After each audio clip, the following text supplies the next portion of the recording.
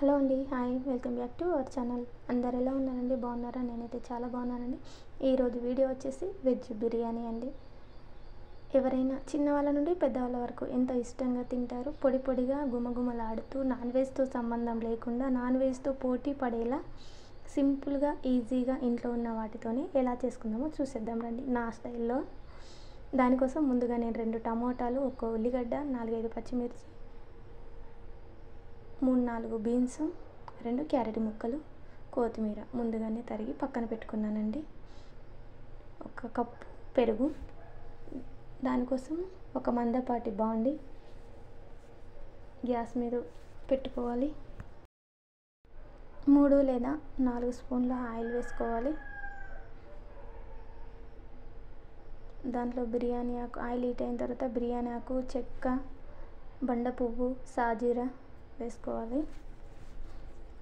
అవి కొద్దిగా colour change అయిన తర్వాత ఉల్లిగడ్డలు, పచ్చిమిర్చి వేసుకొని దాంట్లోనే కరివేపాకు వేసుకొని కొద్దిసేపు కలుపుకోవాలండి.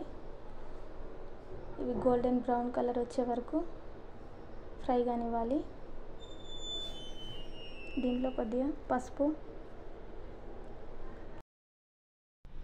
తగినంత పసుపు వేసుకొని క్యారెట్ ముక్కలు, కొత్తిమీర, బీన్స్, టమాటోలు ఇవన్నీ వేసుకొని బాగా కలుపుకోవాలండి.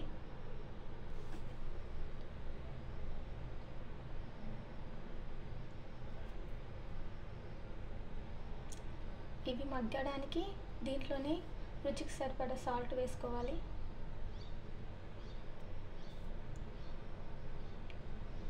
ఇవి మగ్గడానికి ఒక 5 మినిట్స్ టైం పడుతుంది కదా, అంతలోపు నేను మూత పెట్టేసుకోండి. నేను పిల్లలు ఇష్టంగా తింటారు కాబట్టి వీటిలోనే మిల్ మేకర్స్ వేస్తున్నానండి. కొద్దిగా నేను మిల్ మేకర్స్ ఎప్పుడే కానీ వాటర్లో నానబెట్టానండి.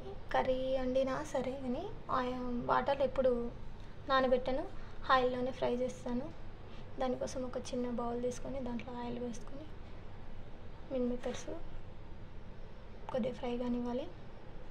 మిల్ మేకర్స్ ఫ్రై అయిన తర్వాత డైరెక్ట్ దీంట్లోనే వేసేసాను. ఆయిల్ ఉంది కదా, వేస్ట్ అయిపోతుందని డైరెక్ట్ వేసానండి. చూడండి, అవన్నీ మొత్తం మగ్గిపోయినాయి. మిల్ మేకర్స్ ఆయిల్లో ఫ్రై చేసుకుంటే టేస్ట్ బాగుంటుందండి. దీంట్లో గరం మసాలా, ధనియాల పొడి ఇంట్లో దంచి పెట్టుకున్నాను, లవంగాలు, చెక్క, ఎల్లిపాయలు ఇవన్నీ కలిసి నేను మసాలాలా నూరుకున్నానండి. అల్లం వెల్లుల్లి పేస్ట్ ప్రజెంట్ అయితే లేదు ఇంట్లో. నేను బయట తెచ్చింది అయితే వేయను, ఇంట్లోనే చేసుకుంటాను మసాలా. దాంట్లో పుదీనా కూడా వేసుకొని కొద్దిసేపు మూత పెట్టుకొని పక్కన పెట్టుకున్న తర్వాత మనం ముందుగా పక్కన పెట్టుకున్న పెరుగు వేసుకోవాలండి. పెరుగు వేసుకున్న తర్వాత కొద్దిసేపు బాగా కలుపుకోవాలి.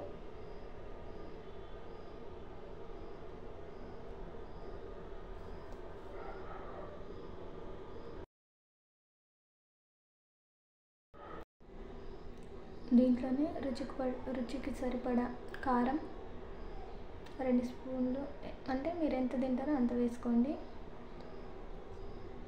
ఆల్రెడీ సాల్ట్ వేసుకున్నాం కదా, మళ్ళీ వేసుకోవాల్సిన అవసరం లేదు.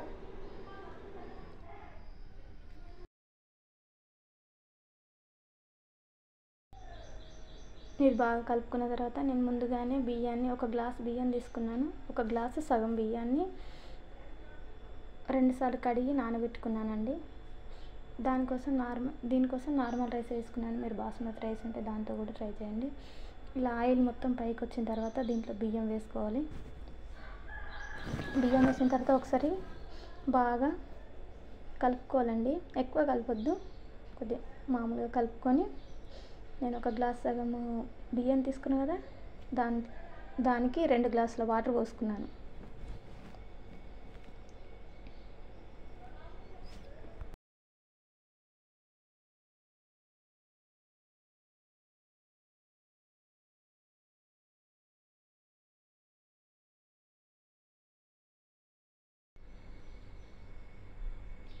వాటర్ పోసుకొని ఇలా కలుపుకున్న తర్వాత దీంట్లో 1 నిమ్మబద్ద పిండుకోవాలండి.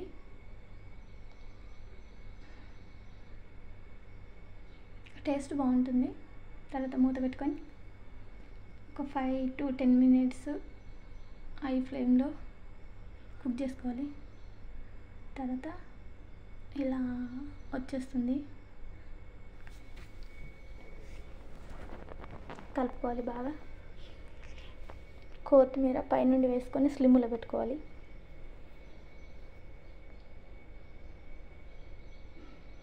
పొడి పొడిగా సూపర్ వేడివేడిగా ఉన్నప్పుడు అయితే సూపర్ టేస్ట్గా ఉంటుంది. పిల్లలు పెద్దలు ఎవరైనా ఇష్టంగా తింటారు. వీడియో నచ్చితే లైక్ చేయండి, సబ్స్క్రైబ్ చేసుకోండి. మీరు కూడా ట్రై చేయండి.